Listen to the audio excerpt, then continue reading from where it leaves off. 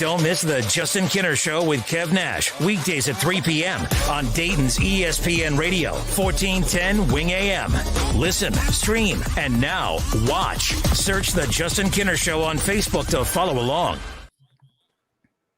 All right, everybody, welcome in. Justin Kinner, Kev Nash with you here from the Justin Kinner Show with Kev Nash, weekdays from 3 to 6 on 1410 ESPN Radio. We have the NFL playoffs. Finally, we're embarking on what we've all been waiting for. We get through 17 weeks of the regular season, and of course, COVID has just added a whole new element where we're holding our breath, just hoping to get through the season. But here we are, and we're excited to bring on our next guest. NFL Network's Brian Billick joining us, former Ravens head coach, Super Bowl winning head coach. Coach Billick, welcome in, sir. How are you? Great to be there with you. I appreciate it. You know, I don't know if you guys know this, but I'm a native of Dayton. I was born in Dayton, Ohio. Oh, yeah. Okay. And of course, the last time we spoke with you, you were in the process of moving. Time ago. Yeah, we are back now. I'm in Columbus, so gotten a little closer, and a good time to be in Columbus with the Buckeyes doing well. Absolutely. We will definitely pick your brain on that coming up in a moment. But the big headline out of the NFL today, obviously, you know, the Browns Steelers, the build up to that Sunday Night Football. That's the one I have circled, obviously, for, you know, you could see it right there. There you go. Why I have it circled. I'm ready to go. But obviously, the headlines today, no Kevin Stefanski, another COVID outbreak, 3 straight weeks where the Browns have had to shut down the facility. This is just part of playing during a pandemic, unfortunately. And the Browns have had a great season, but this is the headline heading into their first playoff game in 18 years. What was your initial reaction when you heard of this? Yeah, it's regrettable because how great it is, and obviously I'm surrounded by Cleveland fans here as well. Our next door neighbor is he goes apoplectic every time that the Browns do something good, and was so worried about the weekend. And this is what the league was worried about. I think the league's done a magnificent job of navigating, obviously, a unique circumstance.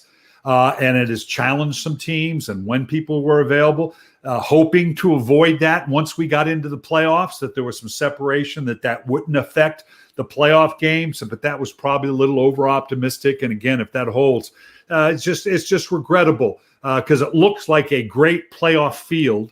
It looks like a great playoff across the board with some great matchups. And you hate that it's going to be affected by the unique circumstance we're in right now. Coach, what would be the fair thing to do with this game with the Browns and Steelers? I don't. Unfortunately, the league again has negotiated this during the week in terms of delaying some games and postponing. With the playoffs, I just don't know that we can do anything. If a day maybe would make a difference, but the problem is now you're talking about a competitive balance that if you delay this, say, to a Monday or a Tuesday, then the winner is going to have that short week going forward, and that gives a competitive advantage to the team that they're going to end up playing. So this is a tough one for the league, and it's got to be viewed, I guess. It may be a day if they can delay it would help and make a difference, but their hands are going to be tied a little bit because, for every action, there's going to be an opposite and equal reaction that could obviously now look at it and go, well, that, is that competitively fair? Last year's Browns team, this year's Browns team, one of the biggest changes, of course, was that head coach. Kevin Stefanski's done a fantastic job. Obviously, his thumbprints are going to be all over the game plan. He's still going to be coaching remotely, at least prep wise and throughout the week. But how big of a deal is it? You being a former head coach, you could be prepping with your team all week with your presence not on the sideline. How much of a blow is that for a team like Cleveland? And your eyes being a former coach, how big of a blow is that? Yeah, it is. It's tough. I'm a coach. I'd like to think it makes a difference. I was just doing a podcast where I related back to our first playoff game with the Ravens was against the Denver Broncos. And it was the year we went to the Super Bowl, but it was kind of a magical year for us. But that very first game, Denver Broncos, Mike Shanahan had 2 Super Bowls. I'm a second-year head coach. So I told my players, guys, if it comes down to me versus Shanahan, we're going to get our ass whooped, okay? Because this guy's got – all right, so this is on you, okay? Now, obviously there was a reason when I was basically trying to invest them in the process, saying, guys, this is what it really comes down to anyway. So on the player, I'm sure the players will pick that mantra up a little bit. Coach Stefanski, who's done a great job, will kind of set the table to saying, guys, I don't cross that white line anyway. So we'll get this orchestrated. We'll be okay. You guys go out and you're going to have to get this. So many other great matchups this weekend. Which one are you looking forward to the most? Boy, they're all good. That's the thing that I think is so intriguing. I think that Indianapolis Buffalo game is going to be. I mean, Buffalo and what Josh Allen's doing is so spectacular. This guy and the improvement that he's made from last year. Indy is kind of a sneaky team. They're sneaky good. They're really good on defense. That running game's got cranked up. Phillip Rivers is playing as well as we've seen Phillip Rivers play. So this is a good football team, even though they've kind of been under the radar just a little bit. Certainly Baltimore and Tennessee. Baltimore, I think, is the best team in the league right now. I'm biased, obviously. But the balance they have, offense, defense, their ability to run the ball, and the third factor is the special teams. We don't talk about it much, but with Sam Cook and Justin Tucker, that's a huge advantage for teams. So, but Tennessee has got Derrick Henry, which to me is the most dominant player in the playoffs right now. His ability to take over a game and to win that time of possession. So, a couple of really good games. NFL Network's Brian Billick, former Super Bowl winning head coach with the Baltimore Ravens, with us here. Coach, the Kansas City Chiefs, reigning Super Bowl champs, stay in the AFC real quick. The gap between them and the field is what, in your eyes? Is it a foregone conclusion that the Chiefs are going to be representing the AFC in the Super Bowl? Well, they're pretty darn good, and obviously Patrick Mahomes is spectacular. But as I rank the playoff field, I really think Baltimore's the best complete team. Now, does that mean they can beat Kansas City in Kansas City? We'll find out. They're a team. That's the thing about Kansas City. Their strength is they're never out of it. Patrick Mahomes, it doesn't matter I don't care how far you get down. We saw that in the playoffs last year. So that's a real advantage going in. I think, as I said, I think Baltimore is the best overall team, offense, defense, special teams. But what Kansas City does is something special. I think they can be beaten. Will they? I don't know. In Kansas City, it's going to be tough. You talk about the games that we're having, but, there's no fans this year for the playoffs. And one of the biggest things is home field advantage. How do you think that's going to affect the playoffs with no fans being in the stadiums this season? It clearly, that coveting that home game in the playoffs, which is very, very real. You're talking about in places now where normally it's so tough to play. That you have to go to Seattle, you have to go to New Orleans, you have to go to Kansas City. Those are prohibitive places to play, particularly in the playoffs. That is a tangible, real advantage. So clearly it's nice to be at home, but the biggest advantage is in places like that noise, the defense has a great advantage because of the get-off. Offenses are struggling to deal with the noise, and you get that good jump, particularly when you're talking about Seattle and at New Orleans. So to not have that, for that not to be an issue, it's not a disadvantage, but it's not the advantage that you would normally have. Speaking, heading into the playoffs, everyone likes to talk about upsets. Of all the matchups heading into this first weekend, what's the one matchup you look at and say an upset could occur? For me, Washington over Tampa, just because of Washington's defense. I have Washington as my upset of the week. Who would be your upset of the weekend? Yeah, they're all possible. That's the great thing about Wildcard. Yeah. That there's always that. I mean, we went in as a low seed. And we were on, when we won our Super Bowl, and that's a hard run. So when you win as a lower seed, it's just something special. But we see it all the time.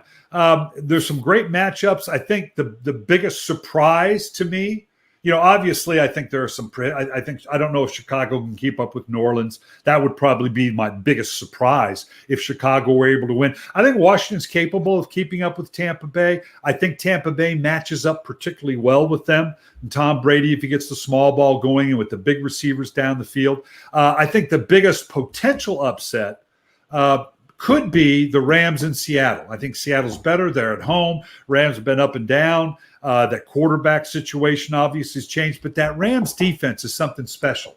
So if I had to pick one, I'd probably go with the Rams in Seattle. You talk about the playoffs, Coach, and I must be honest, going into the season, I wasn't a fan of expanding the playoffs, letting the extra team in and only one team getting a bye. What are your thoughts about this new playoff format? Well, the thing that I like about it is it made more teams viable in the end. I mean, we had 8 playoff spots still to be determined going into week 17. So that just diminishes by tenfold the number of, games that just don't mean anything. So from that standpoint, I think it's a good thing. I agree. I'm not you don't want this to get like hockey where you play an entire season and you eliminate 2 teams, Right. and everybody gets into the playoffs. There's got to be some value in it. I've long advocated that in the playoffs that we reseed in the playoffs. I think that would go a long way to keeping teams in it long. I mean, the fact that a what is it, 11-5 Tampa Bay team has to go into a 7-9 or a 6-10. Well, I mean, that's just not right. That's not the American way. Plus, if you reseeded, not only would you have teams staying in it because they want that bye, but if it changed the seeding, you might keep more games viable near the end of the season. And people are saying, well, if you win the division, you deserve to have a playoff game at home. No, Washington is not, no disrespect to Washington, but I mean, man, you're in the playoffs at what is it, 6-10? Yeah. I mean, my God, or 7-9. My God, that you already got your dues by winning the division by just getting to be in the playoffs. To also now host a home game, I would reseed the playoffs 1 through 7. What were your thoughts about that Sunday night game with Philadelphia and the Washington football team and them pulling Jalen Hurts out the game? Well, and a lot of people have been questioning that and questioning what Doug Peterson was doing. Other than a couple good runs, Jalen Hurts was struggling now. Yeah. I mean, he wasn't throwing the ball particularly well. So there's no question in my mind, Doug Peterson, whether it was right or wrong, thought he was doing the right thing to try to make something happen. Because Hurts just wasn't getting it done in the passing game. Running around, he was doing fine. And Washington is very well suited, I think, to limit a player like Jalen Hurts because of that front 7. I think people are making too much of it, that he made the move for other reasons other than the fact Jalen Hurts wasn't playing well. Brian Billick, NFL Network analyst, former Super Bowl winning head coach with the Ravens, good enough to join us. Coach, we'll send you out with this little college question for you. Alabama, Ohio State's national championship game coming up this Monday. Who is your pick? I mean, 2 great teams, 2 great offenses. I mean, stars on both sides of the ball. Who are you picking in this one? And remember, you live in Columbus. Yeah, I know. I mean, I do have to go out and get my mail. I do have to go to the store. So, absolutely, it's Buckeyes all the way.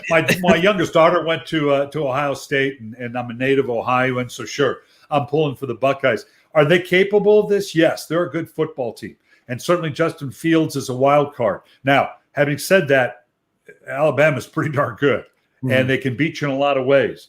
But I think the fact that the strength that Ohio State has, I don't think their defense has gotten the credit that it deserves, and so I think they're going to be better than people might think. And certainly Justin Fields has a chance to, like he did in the Clemson game, really establish himself as the guy against the best team in college football, Alabama.